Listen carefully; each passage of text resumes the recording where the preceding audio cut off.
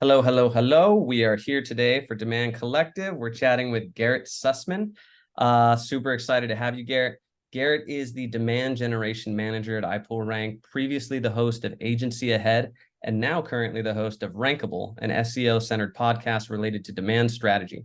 He also runs the video show SEO Weekly. Thanks for joining us, Garrett. How are you doing today, my man? I am doing fantastic, Brian. Hello to everyone at Demand Collective. This is a great opportunity, a great, I love geeking out over this stuff. So this is going to be fun. Yeah. It's been super interesting, like keeping up with your stuff because I feel like I don't see that many demand marketers who are really SEO centered. And I feel like, that's most demand marketers really come from like one specialization and sort of end up in demand marketing. I was curious if you could maybe walk me through a bit of your journey. I know you started about 12 years ago in sort of a customer support role, and kind of moved through several specializations from there. Maybe you could kind of paint us that picture and what eventually led you from there to here. For sure. So I'm a Northeast guy, born and raised in Jersey. I was obsessed with startup culture, right? And like in the early 2010s, if you want to do startups, where do you go? So headed out to San Francisco, wanted to get involved somewhere out there. This is like post, real estate crash where, no one was hiring. If you're a millennial and you're graduating around that time, you're like struggling to find jobs. So I get into customer support at this small graphic design Australian startup called 99 Designs. And it was funny because it was super controversial at the time. It was this crowdsourced marketplace, which it's very similar to a lot of kind of what we're dealing with AI now. But basically, you run this contest, you get a bunch of designers creating designs for you, you choose the winner, that designer gets paid. And so it was kind of tied into marketing right away. I transitioned from customer support to marketing there and started running, in essence, some demand generation marketing campaigns way back then where I was running the blog. We would run these logo contests for sports organizations that were talking about doing a new logo. So at the time, before the bad name Washington Redskins were going to change their name to the Commanders, we ran a logo contest to generate hype about what the new names and what the new logos could look like. And so that was something where all these people started thinking about logos and creating demand generation. And that was so much fun. And so I did that for 6 years, jumped around in different kind of elements in the marketing community there, then joined a small local startup for local reviews, for online reviews. It helped small businesses get reviews. And that was my entry point into SEO because I started selling that product, learning about the value of reviews for local SEO. Whenever you're searching for like a dentist near me or, a bakery near me, you look at the reviews first. And I realized that was actually impacting what was showing up in the rankings. From there, I started my podcast. We got acquired by a private equity firm. So I started doing a bunch of different software products and got obsessed with SEO. And so then about 2 years ago, I left all of those software products for a SEO agency. Now, I mostly am marketing the agency, doing demand gen for the agency as opposed to doing client side. Gotcha. So it's this weird hybrid of doing demand generation for SEO by basically selling SEO. So that's how it all comes in together. Yeah. That's interesting because that kind of goes back to, we were talking before we started recording about marketing to marketers, marketing to people who are, it's it's a peculiar and sort of narrow line you got to walk on in terms of how you market to marketers. Dude, it's so hard, especially like doing SEO against SEO companies too. Cause like, Yeah. when you have all these agencies that focus on SEO or focus, the software tools that focus on SEO, they know everything about it. So they're ranking. So it almost feels impossible to rank for any sort of SEO terms. So Yeah. that's where you start to focus more on demand gen than actually doing SEO. But yeah, we were talking about that. It's like, as a marketer, as a demand generation, specialist, you see through crap. Like authenticity is the name of the game these days. Like you can't BS a marketer. Yeah. So do you feel like, that early experience in like customer support and sales has sort of informed how you approach that? I think any demand generation specialist, manager, director, any marketer should be as tied to customers and sales as possible. I think that's always been the case. I think sometimes we as marketers can neglect that, but customers and sales are the source of truth for your product. It, influences messaging, positioning, pain points, product market fit. All that is going to inform where you're going to be doing demand generation, demand creation, demand capture, all that jazz. So I think is a blessing. One thing I really liked about the first company I worked for is they had a kind of musical chairs within the org where they had like everyone sit in on customer support Yeah. for the first few weeks. Have you seen that before? It's Yeah. brilliant. You have to do it. We when I first started in my career, that was a similar sort of thing where like if you joined the company, you had to sit with support, and it was tier 2 support. We had a call center somewhere else. So the calls you were sitting in on were actually these really tough, complicated problems. But you learn very quickly how to proactively think about how a system's built and the logic behind it. So instead of trying to memorize every situation, you're able to really critically think and find solutions that way. Yeah, and I think it gives you a really good sense of the business problems, the business, what you're solving, what you're running into. Everyone should do it. Yeah, yeah. And it's, I think, especially important. I mean, every demand marketer will tell you, any demand marketer who's like effective will tell you, you need to talk to customers, talk to customers, talk to customers. But I think with something, when it comes to SEO, I think that's especially relevant because you have to do everything within the lexicon and taxonomy of customers, literally down to a science. Like it's not a, let's get the general vibe. You need to know what exactly people are searching for, what their actual concerns are, and how they mentally form that path to get there, right? Yeah, it's a really interesting discipline because you're depending a lot on data. And as we know as marketers too, like we talk a lot about attribution, right? Like who gets credit for what. It's really hard to know what data you can trust. Right. There's a lot of SEO tools. Like in the world of SEO, we talk a lot about search volume and how that informs our SEO strategy. But there's nothing definitive as a source of truth that you can 100% trust when it comes to search volume. We do kind of almost use it as in the same way we consider leading indicators, like thinking about, okay, it's in the right ballpark. If I'm searching for something as simple as demand generation, I know a ton of people are searching for that. Yeah. As I get more niche and more specific, you do have to kind of ride that line between what do you think your customers are actually talking about? What are they actually talking about? And then looking at your data that you're receiving via like Google Search Console to see if that is actually validated by people who are coming to your website. Yeah, yeah, yeah. So that's a really interesting point around, the credibility of data in SEO tools. I think SEO is in a really interesting intersection right now between software attribution, hybrid attribution, and you have sweeping changes that are being made to like search algorithms and SEO and ad platforms. Amid all of that, like what do you think is the best thing right now for proving out SEO's value to an organization? Well, I think that especially in the context of demand generation, there are two really different angles that I would approach when it comes to the value. One is the organic discovery in terms of your buyer's journey, right? Like just like we were talking about, you've talked to your customers, you understand what their pain points are, you can create content for them to discover you just based on what they're searching for. But I think SEO can also validate a lot of what you're doing from a demand gen perspective. Whatever campaigns you're creating, to determine part of their effectiveness is if someone sees a campaign in the wild, whether that's via advertising or social or email or all that, they're likely to go and search your brand name in association with whatever that campaign is.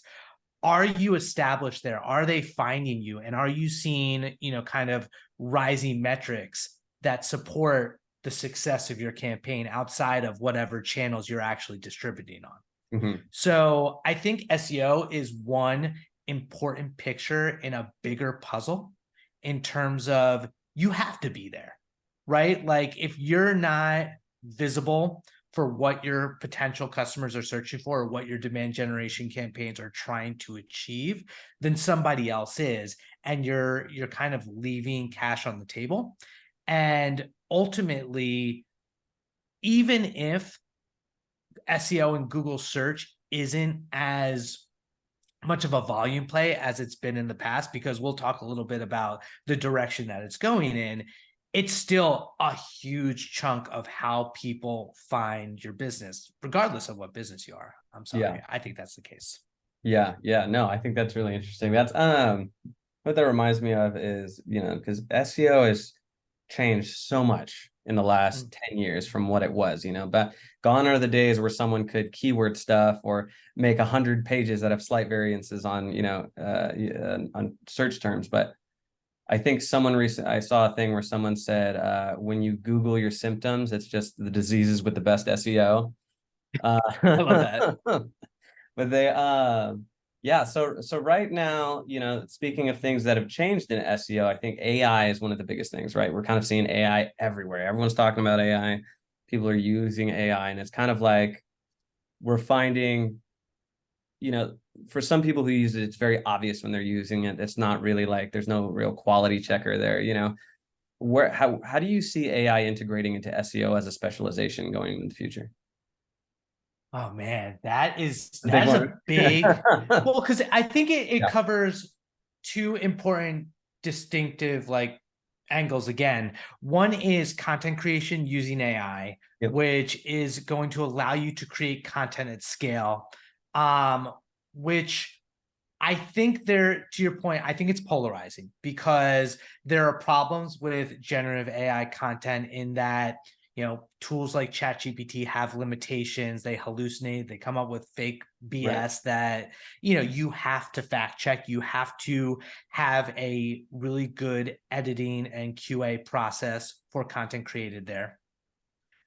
The other component of AI's relation to SEO is Google is potentially, and I don't want to say anything definitive because with Google, you never know, but Right. it seems like they're potentially fundamentally changing the way that search works with the experiment they're doing right now. If people are familiar with SGE, which is the search generative experience, Mhm. which is this idea that when you are searching on Google, eventually you're going to see an AI generated sort of super snippet, the AI snapshot for whatever you're searching for.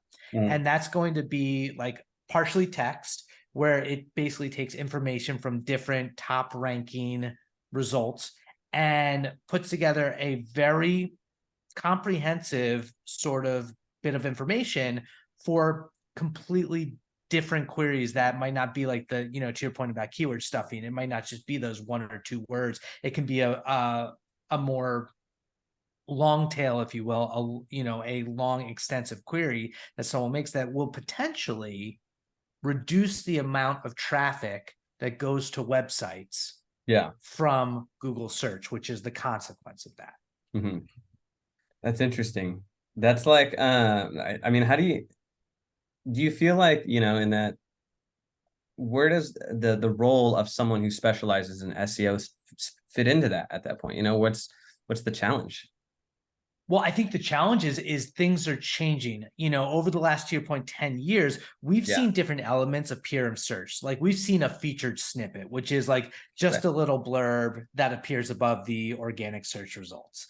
Yeah. And there was a lot of talk in the demand gen world and the SEO world of this idea of like zero click searches, where someone goes to Google, they search, and they don't click on any of the organic links because they've got this featured snippet. Hmm. AI snapshot kind of does that in overdrive.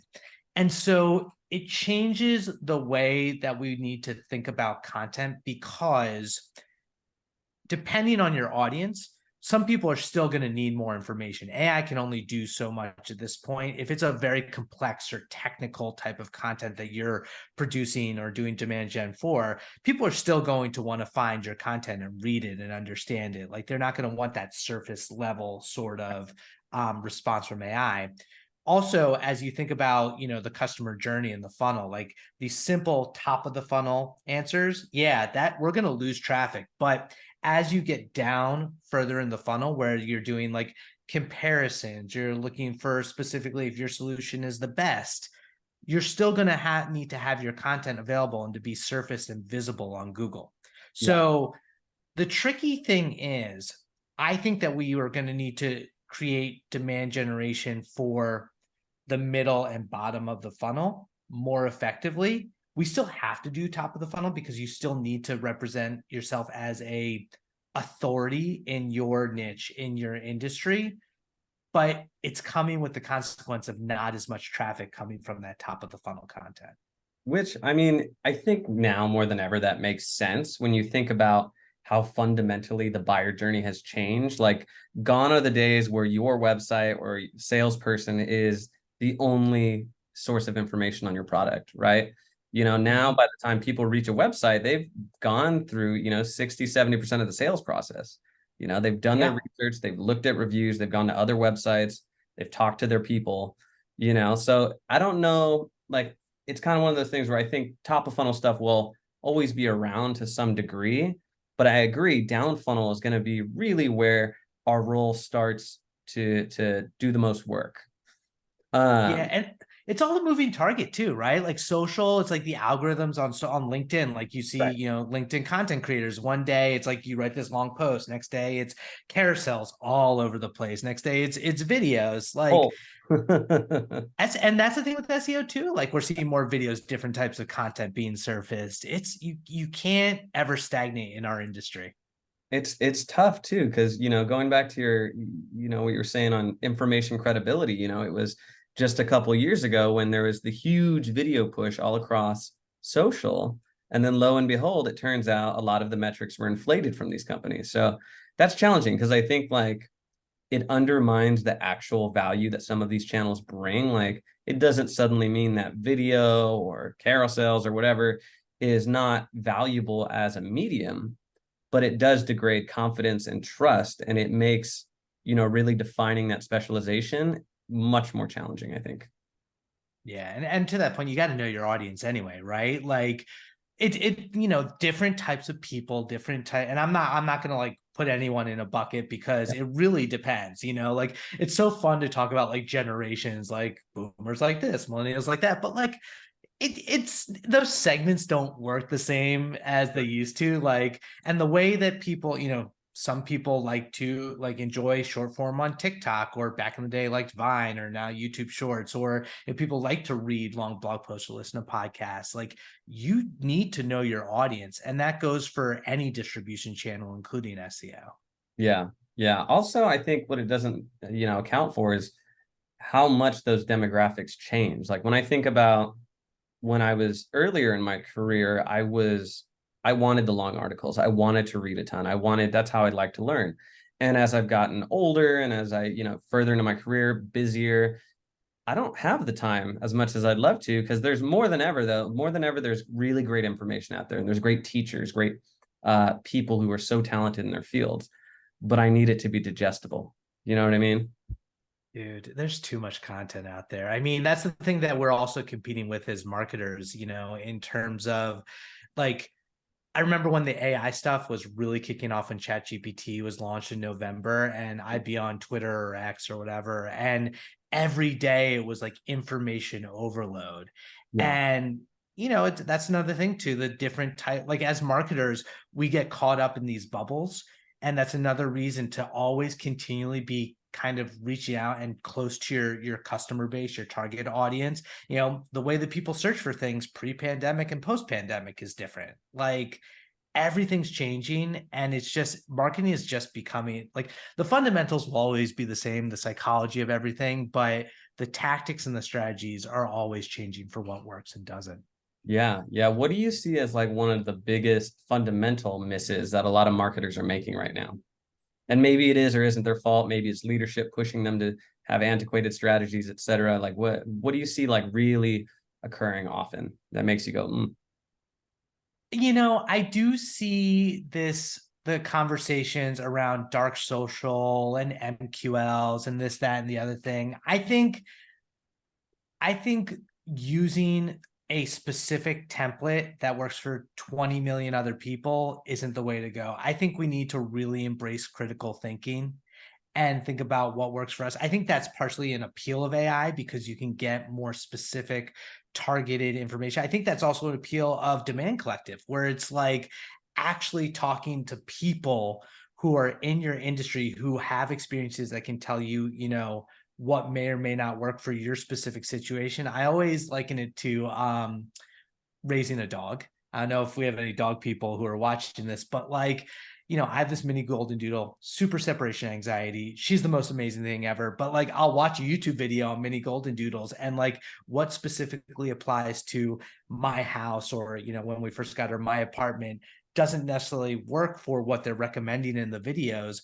We need all these personalized, critical thinking sort of solutions and Mhm. can't depend on, a blanket template or playbook to work for us. Yeah, that was, I was talking to someone the other day about, I don't, anytime someone goes, I have a playbook for every company I go to. And I'm like, I'm not sure that's how that works. But um, yeah, I think those conversations around, MQLs, dark social, around everything, I think so much of it is less about, the terminology itself. Like to me, it's a lot of pedantics, right? It's a lot of just rebranding things. We're marketers. We love to rebrand things. It's going to be a new acronym, an MQL, an NOI, RBI, all of it. Uh, but I think core fundamentals, right? Like one, having alignment on definitions across what those KPIs actually are, what they actually mean to each department, right? So a sales team should not have different markers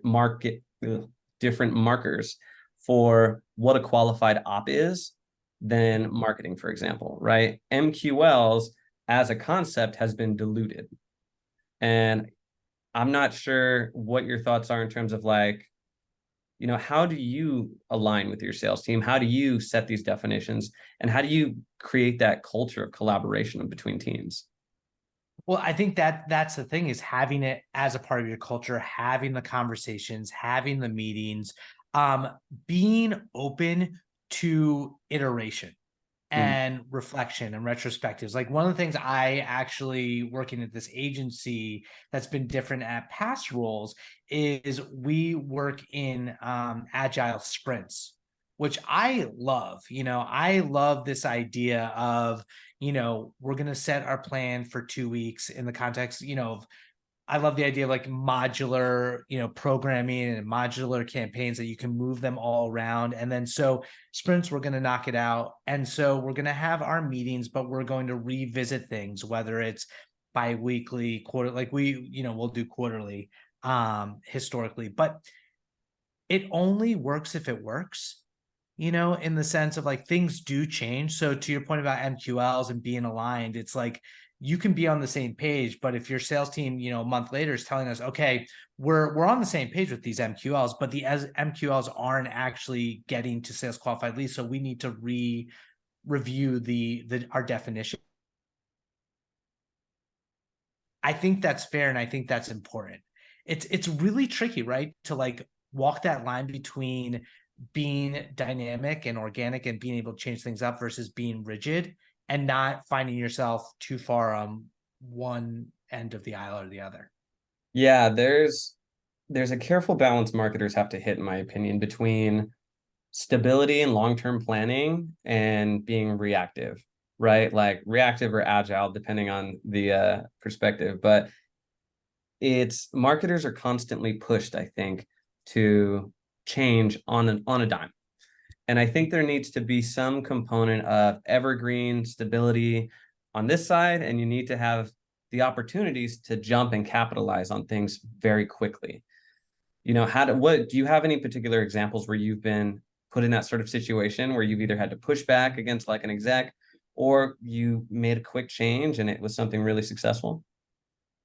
Yeah, I mean, it's funny because I think a lot of it has to do with your tech stack and Yep. what you're allowed to do, what you're able to do, because we have such restrictions and sometimes it's resources and all that. So I think in terms of planning, just having that like modular and agile approach allows you to jump between this and the other thing. I think, you know, having quarterly plans and having a general theme in place for what you want to try to accomplish so that you can fit in those capitalization opportunities, you know, here and there.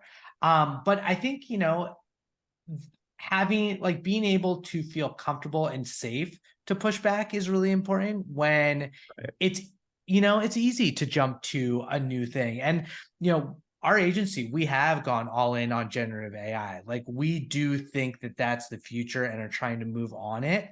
Um, and that was a big pivot. Like it was funny because we were starting to have our founder is very technical focused in terms of technical SEO, but also, you know, thinking about AI, thinking about how Google built its algorithms. Like he's writing a book right now. And so he was talking about right before ChatGPT came out of nowhere.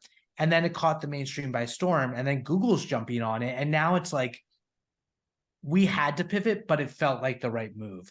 It's marketing is also a series of bets to some extent, Yeah, right? that's Like even if you have a long-term plan, you can't always stick to it if the market declares that it's not the right direction. right, right. It's funny you mentioned that because we, as part of our campaign plan at one company I was at, every quarter we had a couple slides dedicated to our big bets, right? Those are Yep. the things we're gonna hope, you know, we've got old reliable over here that we're running, but let's try some things and see how that goes, you know. Do you have any big bets that you've taken this quarter? Yeah, I mean, I think that predicting the way that SEO is going to change based on Google's moves, Yeah, and being all in on I think is a big bet because it, you know, it could be, you know, we saw what happened with NFTs, right. right? Like we saw the whole crypto thing and like,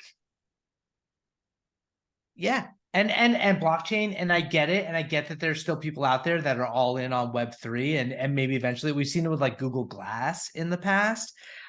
I do think generative AI in some way, shape, or form is going to be here to stay. I think as marketers, if you're not learning the tools, you know, you are doing yourself a disservice. I think it's important to future proof yourself. I don't think that they're going to replace marketers, Yeah, but I think the most successful marketers are going to be the ones who understand how to leverage these tools. Like I think about it, a lot of it like Photoshop, you know, like as like it's a tool, yeah. and it's our responsibility to learn how to use these most effectively without compromising our values or integrity or all of that. Because I do hear the pushback and the naysayers and the criticisms, but the technology is only going to get better. So my big bet is AI is here to stay and not in like an NFT Google Glass type of way.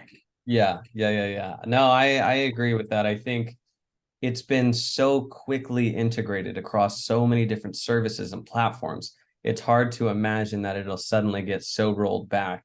Like some of those other examples, whether it was, you know, Google Glass or NFTs, they were really niche and they were really like, if you were in it, you were in it. But like a lot of, you know, people just weren't even aware. And Right. so with AI, though, everyone and their mother has heard of AI, knows it's integrated into stuff somehow. Do you ever have, you know, you have a big background in content, for example, Mhm. and you're clearly still a demand marketer who's still very in touch with the content side of things. Do you ever have like, you know, you mentioned using these tools properly. Do you have concerns about like whether it's ethical implications of AI or even just concerns about like writers and content marketers being replaced by AI? I understand those concerns. So coming back full circle to Yeah, my earlier role when I was in San Francisco at the design startup, one thing that came up constantly with these contests were derivative work of other designers yeah, and that gray area of what is original and what is unique. And so on the one hand, I think we're going to be walking into more complicated gray areas now of this idea of what is derivative work. Yeah. I think that the most successful writers and designers will be able to use this stuff to their advantage to be better. I think ultimately it's an aspect of creativity. It's a different skill set. Yeah. Which people are just going to have to come to terms with.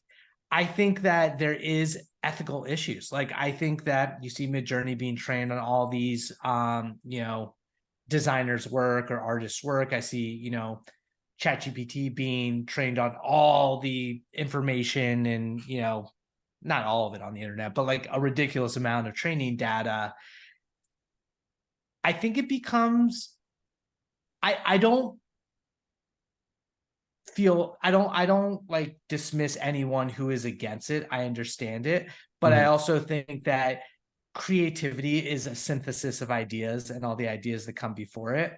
And so there's a difference between plagiarism and derivative work. Yeah. And I see AI going more in the direction of derivative work and being personally okay with that. I'm Yeah. curious your take. I'm a huge art and music guy, right? And when I was in school, I studied a lot of art history. So it's really interesting to see, the technology has changed, but it presents a lot of similar arguments that you might have seen in 19th century art, right? Or not 19th, 20th century art. And when you had artists like Andy Warhol, mass reproducing and repurposing symbols like the Campbell's soup can, right? And the question of when you're mass manufacturing these pieces, are they still him? Are they still art? Is it a critique on capitalism, et cetera, et cetera? You had Marcel Duchamp, who famously repurposed, infamously maybe, a toilet, right? And said Yep. it's art. So, and I don't disagree. I think those are all examples of art. I think, so much of the intellectual basis of the piece, and sort of like there's a lot of artistic conceptualizations that are tied to, one, what is art? Two, how do we define it? And a lot of the time, something as simple as like poetry, right? How do you define poetry? And it's like you kind of can't, but you kind of know it when you see it, type deal. And so, like, Yeah. I think the problem with AI, not problem, but I think the dilemma people are going to have to face, and this is where you have that intersection between what's art and what's content. And being able to say, like, one, making sure the original artists that these models are trained on are appropriately credited, compensated, because it's more than just taking inspiration at that point, I think. And so I think that's an important distinction to make. Yeah, I don't disagree with you. I think it's going to be interesting to see how this plays out Yeah. over because like right now I feel like even in the US courts already you're seeing things about like you cannot copyright AI generated content, art, whatever. Yeah. So what are the implications of that? Who like we were just talking about Google and their generated text based on yes, they're now linking to articles that they're pulling the text from. Originally, they weren't doing that. They weren't Yeah. like sourcing. And so are they accountable or responsible for their choices? Like, is it a copyright issue? Is it a government issue? Is it a morals issue? Is it all of the above? It's a gray area. Probably. I mean, you look at recent, like, music that uses samples, for example, right? Yep. Or Mhm. collages. These are all things that pull from existing foundations of work, right? Sampled music, you get cleared for samples. Collage work, it's so mangled, it becomes its own thing. So and it's the same. Parody. What's that? Parody is Yeah, a whole other thing. Like any sort of parody, like what is the line between parody that is okay to use commercially? right, right. So I think those are the sort of lingering questions. I mean, even in music, who was it? What was that one song Robin Thicke and Pharrell did, and they got sued by the Marvin Gaye estate, because it was, overlapping same beats, right? And you Right.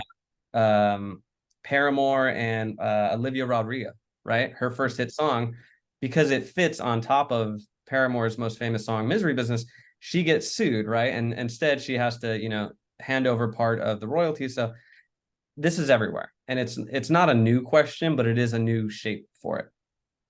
Absolutely. I mean, even like to that point, you start to see these like the technology moving too fast, which is what we're talking about. We don't know what to do with it. Of like, Kanye songs or Drake songs being used from AI generated, voice emulators. I don't know if you saw that. That it's just like fat, or and so you'll see artists like I think Grimes was like, I'm going to license my voice, or people licensing their images Yeah. to be used for whatever commercial purpose. Um, it's an exciting time to be alive as a marketer. Like if you're like, Yeah. it's not for the faint of heart, but everything moves so quick and moves so fast. That's what I love about this industry is like you have to adjust and adapt. And like there's so many tools at our disposal to leverage to try out because like we were saying, what works yesterday might not work today. And our whole game is all about experimenting and trying out new things and see what resonates with our audiences. Yeah. Yeah. Well, I think that's probably a good place for us to end on a little bit of hope for the future, a little bit of exciting changes in marketing. I really appreciate you taking the time today to chat with me, Garrett. Any final thoughts you want to share? No, thank you so much for having me. Like I said, I love geeking out over this stuff. I really do think, SEO will continue to be an important channel for demand generation marketers. Don't stop creating content and trying to rank, but do it authentically, know your customers. And then outside of that, I love being on the socials on Twitter and LinkedIn. So definitely find me. I'd love to connect with anyone who wants to geek out over this AI stuff. Yeah, we'll be sure to share your information with our members as well. So thanks again, Garrett. Thanks for having me.